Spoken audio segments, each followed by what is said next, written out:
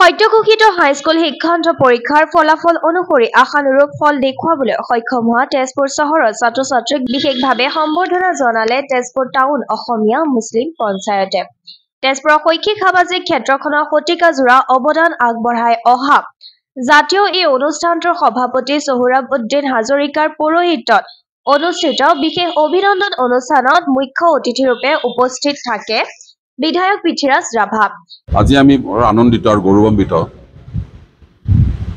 তেজপুৰ চহৰৰ অতি পুৰণি এটি অনুষ্ঠান, যি অনুষ্ঠানটিৰ নাম তেজপুৰ টাউন অসমীয়া মুছলিম বা অসমীয়া মুছলমান পঞ্চায়ত।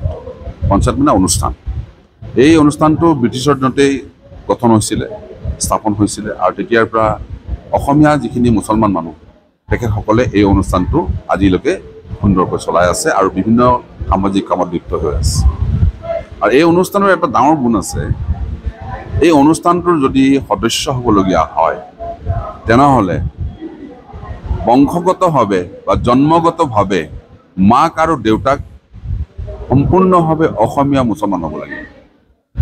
অসমীয়া মুছলমান হ'লেহে তেওঁ এই অনুষ্ঠানটিৰ সদস্য হ'ব পাৰিব বা বিষয়ভাৱ ল'ব পাৰিব।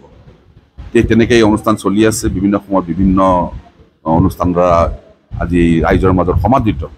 এইবাৰ তেওঁলোকে প্ৰথমবাৰৰ বাবে আমাৰ মেট্ৰিক পৰীক্ষাত যিসকল তেজপুৰ চহৰৰ ল'ৰা ছোৱালীয়ে পাছ কৰিছিল তেখেতসকলক মাতি আনি ইয়াত অভিনন্দন পত্ৰ প্ৰদান কৰা হৈছে।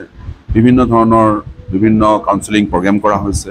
তাত ল'ৰা ছোৱালীক বুজোৱা হৈছে এজন ছাত্ৰ বা ছাত্ৰীয়ে পঢ়া শুনা কৰি ডাঙৰ মানুহ হ'লেও যে সমাজখনক এৰিব নালাগে, সমাজখনৰ প্ৰতি দায়বদ্ধতা থাকিব লাগে আৰু সমাজখনৰ প্ৰতি দায়বদ্ধতা থাকিলেহে সমাজে সেই ল'ৰা বা ছোৱালী বা সেই ব্যক্তিজনক আঁকোৱালি ল'ব আৰু যিকোনো বিপদ আপদত তেওঁলোকে সমাজৰ পৰা সহায় পাব। এইটোৱে হ'ল মটো আজি গোটেই সভাখনৰ।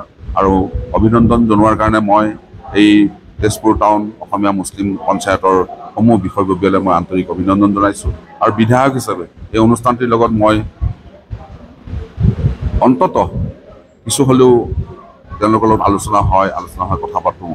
মোৰ এটাই কথা যে তেওঁলোকৰ মাজত যি অসমীয়াত্বটো আছে, অসমীয়াত্বটো বজাই ৰাখিব লাগে আৰু অসমীয়াত্বটো বজাই ৰাখি অসমৰ কাৰণে, অসমৰ ভৱিষ্যতৰ কাৰণে কাম কৰি যাব লাগে। আৰু অসমীয়া সাহিত্য, কৃষ্টি, সংস্কৃতি, ডাক্তৰ, ইঞ্জিনিয়াৰ, প্ৰফেচাৰ, মাষ্টৰ, কেৰাণী যি নকৰক কিয়, খেতিয়ক, নাটক, ভাওনা, কিন্তু অসমীয়াত্বটো ৰাখিব লাগিব আৰু অসমীয়া ভাষা, কৃষ্টি, সংস্কৃতি আৰু অসমৰ মাটিক আমি উন্নয়নৰ পথত আগবঢ়াই নিব লাগে।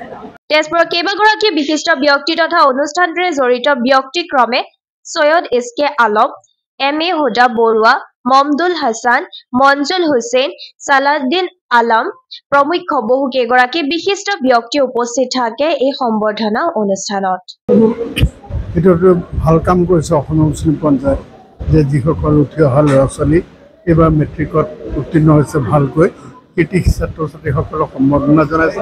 ইয়াৰ দ্বাৰা ভৱিষ্যত বংশধৰসকলক যাতে উন্নতিৰ পথত আগুৱাই যোৱাৰ কাৰণে অনুপ্ৰেৰণা যোগাব আৰু তাৰ কাৰণে তেওঁলোকে ভৱিষ্যতৰ কাৰণে আৰু আগ্ৰহী হ'ব, তাকে কামনা কৰি মই ইয়াৰ উজ্জ্বল ভৱিষ্যত কামনা হিচাপে মই গৌৰৱান্বিত যে যিহেতু মই তেজপুৰ টাউন অসমীয়া মুছলিম পঞ্চায়তৰ এজন সভাপতি হ'ব পাৰিছোঁ আৰু আগন্তুক মানে অসমীয়া ভাষাৰ কাৰণে, অসমীয়া জাতিটোৰ কাৰণে যি কৰিব লাগে আমি আগুৱাই কৰি যাম বুলি প্ৰতিশ্ৰুতি কৰিছোঁ।